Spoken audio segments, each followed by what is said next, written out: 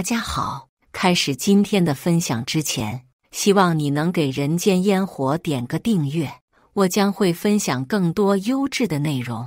請問這是什麼意思？我舉着空空如也的銀行卡，聲音在整個包廂裡回盪，原本熱鬧的訂婚宴瞬間安靜下來，所有人的目光都聚集在我和我未來婆婆之間。5星級酒店的燈光在這一刻顯得格外刺眼，照亮了每個人臉上的表情。我能感覺到自己的手在微微發抖，但我強迫自己保持鎮定。她優雅地放下手中的筷子，臉上依然掛着得體的微笑。什麼意思？這不是彩禮卡嗎？她的聲音輕柔，仿佛我才是那個無理取鬧的人。是啊，彩禮卡。我冷笑一聲，只是裡面1分錢都沒有。我將銀行卡的餘額查詢結果展示給周圍的親友看，此話一出，宴席上瞬間炸開了鍋。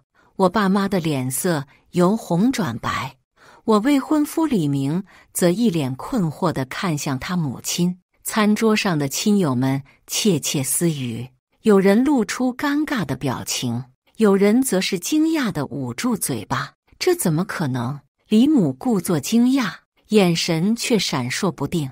她用餐巾優雅地擦了擦嘴角。我明明讓李明爸爸存了20萬進去的，一定是銀行出了問題。我冷冷地注視着他，要不，我們現在就去銀行查一下。我的聲音不大，但足以讓所有人聽清。我注意到李母眼角微微抽動了一下。李母的臉色終於變了，她放下偽裝，聲音提高了8度：“查就查，我們李家做事光明正大，不過沈家的女兒一上來就為了錢鬧事，真是讓人失望啊。”她環顧四周，似乎在尋求賓客的支持。我的未婚夫李明這時候站了出來，拉住我的手：“小雅，別生氣，我相信是搞錯了。我們明天一起去銀行解決。今天這麼重要的日子，別為這種事情掃興。”他的眼神懇求，手掌卻微微出汗。我甩開他的手：“不用明天了，今天就解決。”我轉向滿座賓客：“各位來賓，非常抱歉，今天的訂婚宴到此結束。我沈雅退婚了。”整個包廂陷入了死一般的寂靜。只有服務員放下盤子的聲音格外清晰。李明一把拉住轉身要走的我：“小雅，你冷靜一點，怎麼能為了這點事就退婚？”他的聲音帶着懇求，但眼神中卻閃爍着一絲惱怒。“這點事？”我諷刺地笑了。“在你眼裡，尊重就是這點事。”我盯着他的眼睛，想從中找到一絲愧疚，卻只看到了不解和埋怨。宴會廳裡的氣氛越來越緊張，我能感覺到所有人的目光都落在我們身上。李明的大學同學坐在角落竊竊私語，我的幾個閨蜜則擔憂地望着我。李母這時站起來，面色陰沉：“沈雅，你太過分了，一點小事就鬧得大家下不來台。這麼愛錢的女人，我們李家高攀不起。”他的聲音尖銳刺耳，像是一把刀子劃在我的心上。我媽再也忍不住了，她放下手中的筷子，聲音因憤怒而微微發抖：“林女士，說好的彩禮卡裡1分錢都沒有，你們家還有理了？這不是錢的問題，是誠意的問題。我女兒跟你兒子交往3年，何時因為錢的事情計較過？誠意？”李母冷笑，拍了拍自己昂貴的手提包：“我兒子這麼優秀，娶你女兒已經是天大的誠意了。一個小小的會計能嫁入我們李家，應該感恩戴德才對。現在的女孩子怎麼都這麼勢利？”這句話徹底點燃了我的怒火。我正要反駁，我爸原本一直沉默，此時也站了起來。他平時是個脾氣溫和的人，此刻卻面色鐵青：“林女士，我們沈家雖然不富裕，但也不是賣女兒的。彩禮是中國的傳統，是對女方的尊重。你們連這點尊重都沒有，還談什麼婚姻？李父終於插話，他放下酒杯，神色尷尬。都別吵了，一定是我忘記存錢了，這是我負責。公司最近事多，可能是我疏忽了。他轉向我，語氣緩和：小雅，你別生氣，明天我親自帶你去銀行存錢，20萬，一分不少。我看着他那張和李明有7分相似的臉，搖搖頭，不必了，李叔叔，問題不在錢，而在於你們家的態度。一場婚姻如果從一開始就充滿了欺騙，那還有什麼意義？我環顧四周，看到親朋好友們或驚訝或同情的眼神，心如刀絞。粉色的氣球和大紅的喜字此刻顯得如此諷刺。我和李明交往3年，本以為找到了一生的依靠，沒想到在訂婚這天，卻看清了他們家的真面目。小雅，李明拉住我的手，眼中閃爍着淚光，給我一次解釋的機會。他的手指冰涼，聲音微微發顫。我看着李明那雙我曾經深愛的眼睛，忽然感到一陣陌生。那晚在他公寓裡，他抱着我許下的諾言，現在聽來如此可笑。身體的親密竟然掩蓋不了心靈的隔閡，這讓我感到一陣悲涼。解釋什麼？解釋你媽媽為什麼給我一張空卡，還是解釋你為什麼在旁邊裝傻？我質問道，聲音因憤怒而顫抖。我能感覺到我的妝容已經被淚水破壞，精心盤起的髮髻也有些鬆散。李明低聲說，我真的不知道這件事，媽媽可能有她的考慮，你了解她的性格，她只是想。他支支吾吾，無法說完整句話。考慮？我冷笑。考慮試探我是不是愛錢的女人，還是考慮從一開始就給我一個下馬威？我的聲音提高了，幾乎是喊出來的。那天晚上，你摟着我說你媽媽已經完全接受我，都是謊言，對嗎？周圍的親友們目瞪口呆，有人尷尬地低下頭，有人則悄悄拿出手機錄像。我知道自己可能會成為明天朋友圈的熱門話題，但我已經不在乎了。此時，李母突然換了副嘴臉，她走到我面前，拉着我的手走到角落，壓低聲音：沈雅，你別鬧了，我這是為你們好。現在的年輕人，結婚太容易，離婚也太容易。我只是想確定你是真心愛我兒子，而不是愛我們家的錢。你看你現在反應這麼大，不就證明了我的擔憂嗎？我聽完簡直氣笑了。林阿姨，我和李明交往3年，同居1年，我什麼時候伸手問過他要1分錢？我自己賺錢養活自己，從不依賴他。你兒子生日，我省吃儉用給他買了他喜歡的手錶。他工作受挫，我熬夜陪他聊天打氣。他生病，我請假照顧他。現在您用這種方式考驗我，不是侮辱我是什麼？李母臉色變得更難看，她下意識地整理了一下自己的絲巾。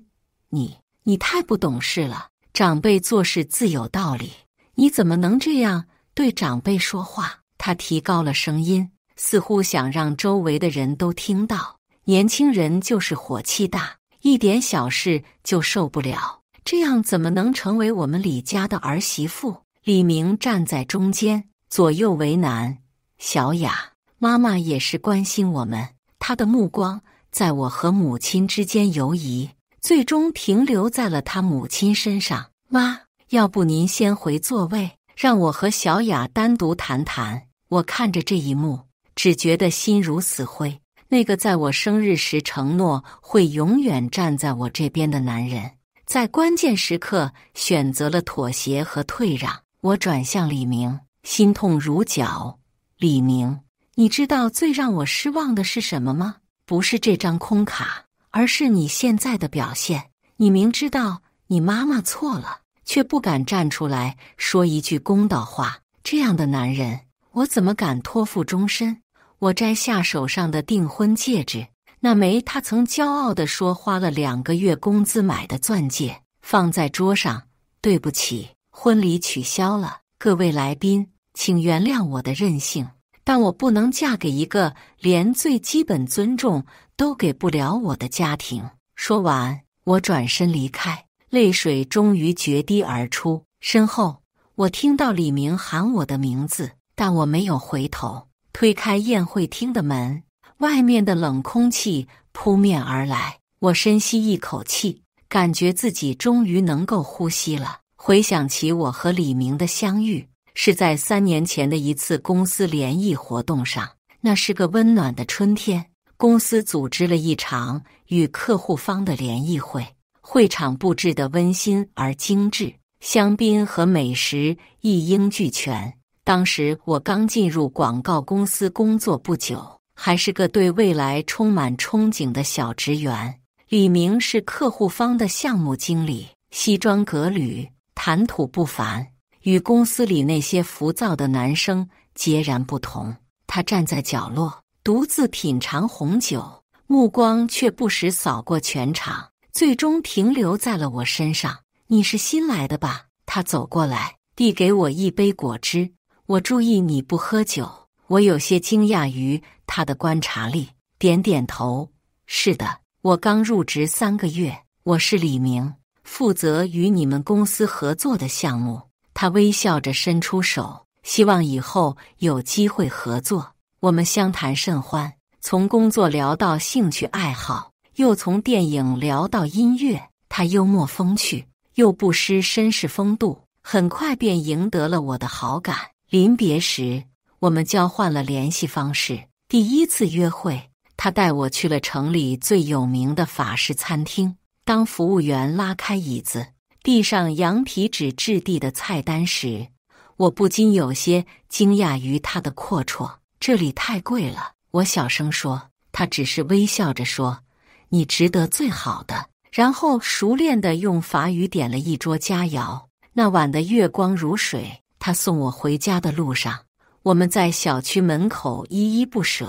他輕輕抱了我一下，在我耳邊說：“沈雅，我想我喜歡上你了。”戀愛初期的甜蜜讓我忽略了許多細節，比如他從不帶我去他家，理由是父母傳統，不喜歡兒子婚前帶女友回家。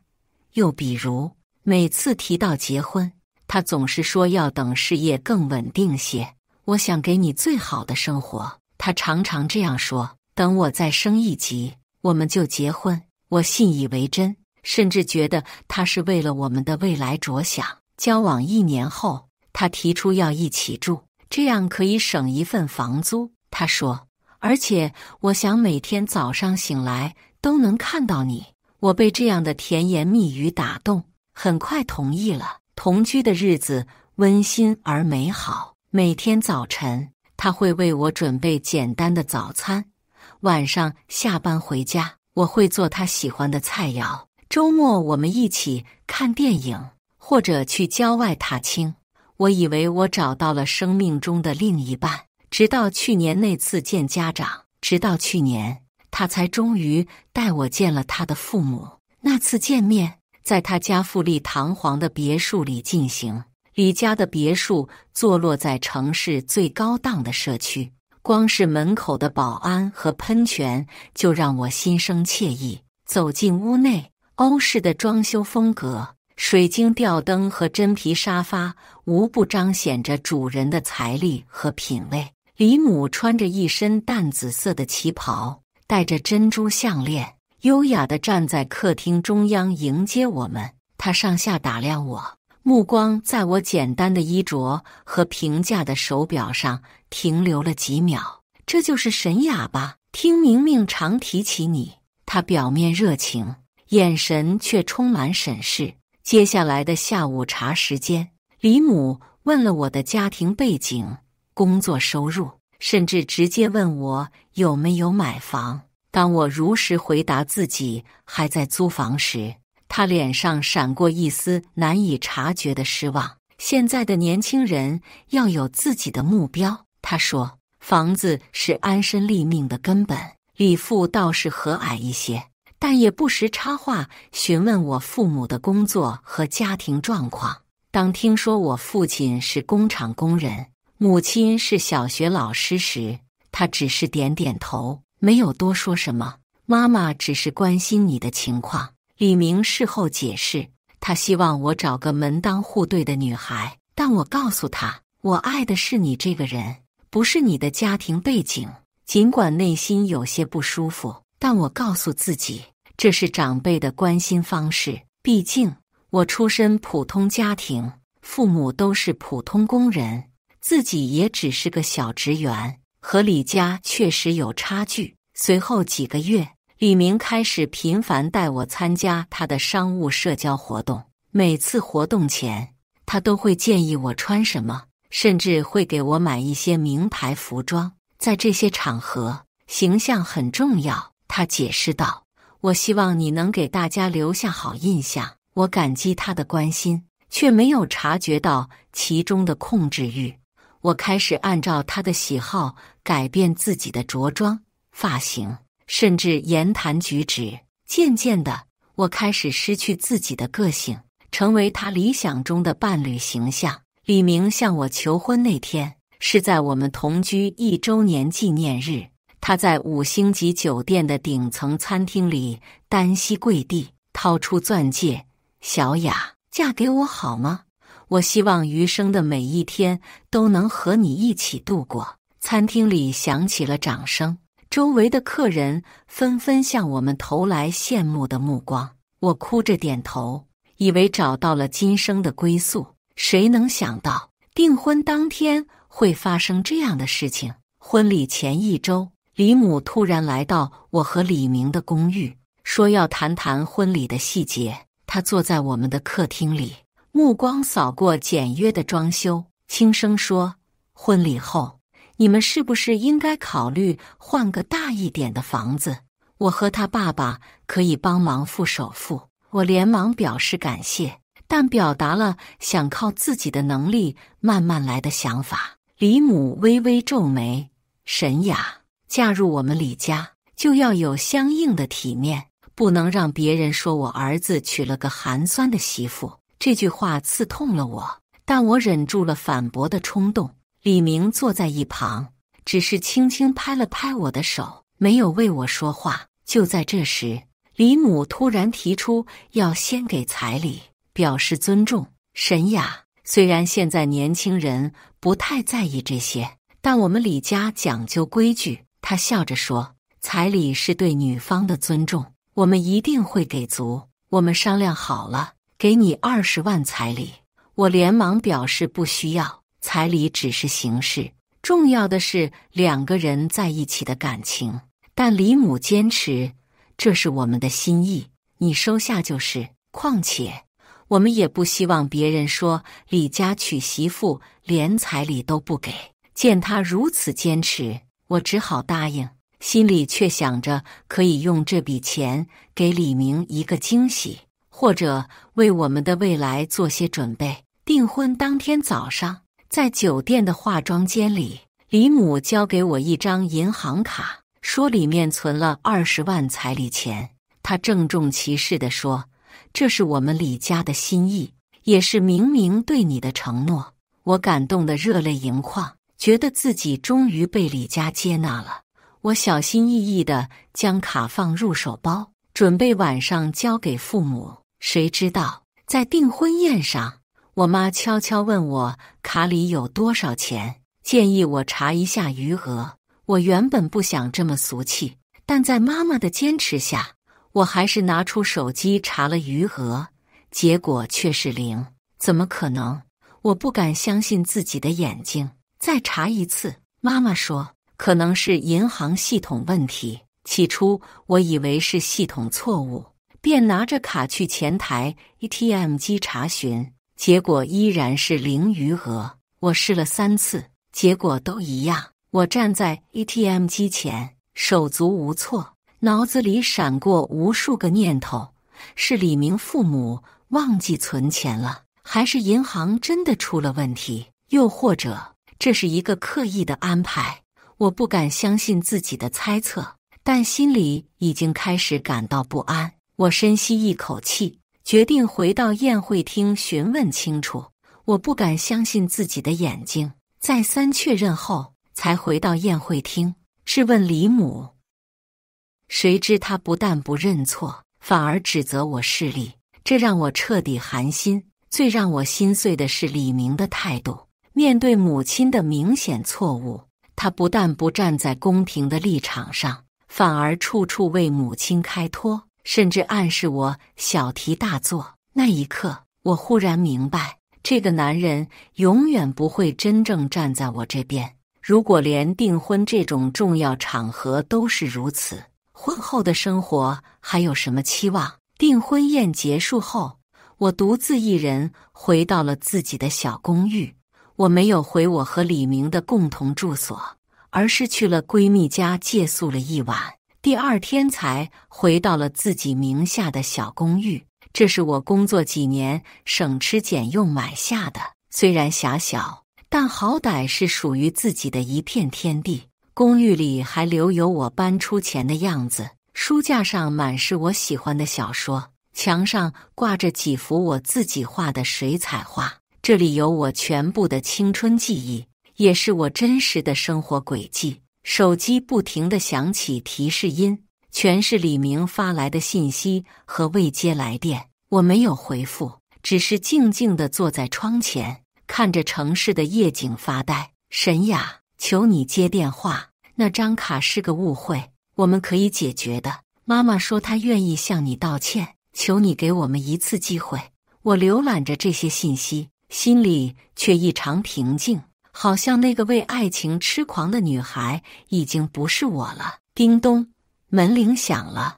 我透過貓眼看到李明站在門外，眼睛紅腫，明顯哭過。他手裡還捧着一大束玫瑰花，身上的西裝有些皺，看起來十分狼狽。我沒有開門，只是隔着門問：“有什麼事嗎？”小雅，讓我進去好嗎？我們需要談談。他的聲音沙啞。我一整晚都沒睡，一直在想我們的事，沒什麼好談的了。李明，我冷靜地說，今天發生的事情已經很清楚了。不，你誤會了，那張卡確實是空的，但不是媽媽的主意，是我爸爸忘記存錢了。他太忙了，最近公司在籌備上市，他整天開會。李明急切地解釋，媽媽只是不想在眾人面前認錯，才那樣說的。你知道她要面子。我靠在門上，感受着心中那種深深的失望。即使是你爸爸忘記了，你媽媽的反應也足以說明一切。她根本不尊重我，也不在乎我的感受。而你，李明，你只是站在那裡，看着他侮辱我。小雅，你知道我愛你。他的聲音幾乎是哀求的。愛？我打斷他。如果你真的愛我，今天在那種場合，你就應該站出來說句公道話，而不是一邊安撫我，一邊為你媽媽開脫。我頓了頓。李明，你知道嗎？真正的愛不是在床上說甜言蜜語，而是在關鍵時刻站在對方身邊。門外沉默了一會兒，李明低聲說，我夾在中間很難做，你知道我媽媽的性格，我不想讓場面更難堪。這句話徹底擊碎了我最後的幻想。我擦乾眼淚，李明，謝謝你讓我在結婚前看清了一切，請你離開吧，我們結束了。李明離開後，我給公司請了1周假，收拾行李回了老家。爸媽並沒有責怪我衝動，反而支持我的決定。女兒，錢不是問題。爸爸摟着我的肩膀說，問題是他們家的態度，這樣的婆家嫁過去只會受委屈。媽媽坐在我身邊，輕輕拍着我的後背，好在現在看清了，總比婚後再發現要好。我靠在父母懷裡，終於放聲大哭。訂婚風波過去1個月後，我回到了城市，重新開始我的生活。我搬出了和李明同住的公寓，把所有屬於他的東西打包寄了回去。同時，我向公司申請了調崗，避免與李明的公司有業務往來。李明還是不斷地聯繫我，說他媽媽已經認識到錯誤，想當面向我道歉。有一次，他甚至帶着父母來到我公司樓下，希望能和我當面談談。沈小姐，我承認我做錯了。李母看起來確實很懊悔，那天我不該那樣說話，我只是一時慌了神，不知道該如何解釋那張空卡的事情。李父也在一旁附和，都是我的錯，我真的是忘記去銀行存錢了，工作太忙，這不是借口，但確實是事實。我看着他們，心裡已經沒有了當初的憤怒，只剩下一片平靜。李叔叔，林阿姨，我接受你們的道歉，但訂婚的事情，我想我的決定不會改變。李明眼中閃過一絲希望。小雅，既然你接受了道歉，我們是不是可以重新開始？我搖搖頭。李明，問題不只是那張卡和你母親的態度，更重要的是，在那個關鍵時刻，你選擇了妥協和退讓。這讓我看清了我們之間的關係本質。有時候我會想，如果當初我沒有發現那張卡是空的，或者即使發現了，但選擇忍氣吞聲，我的生活會怎樣？也許我會嫁入李家，但從此活在婆婆的陰影下，永遠得不到真正的尊重。也許每一次家庭聚會，每一次決策，我都要面對婆婆的刁難和丈夫的軟弱。更讓我失望的是李明，一個連在訂婚宴上都不敢為未婚妻說話的男人，婚後又怎麼可能成為我的依靠？他對母親的百依百順，終將成為我們婚姻的隱形殺手。我開始重新審視自己的人生，我報名參加了一些興趣班，結交了新朋友，甚至開始考慮更換工作，追求自己真正的職業理想。以上就是今天分享的故事，大家有什麼想說的、想吐槽的，歡迎在下方評論交流。也更希望能給人間煙火點個訂閱，我將會分享更多優質的故事內容。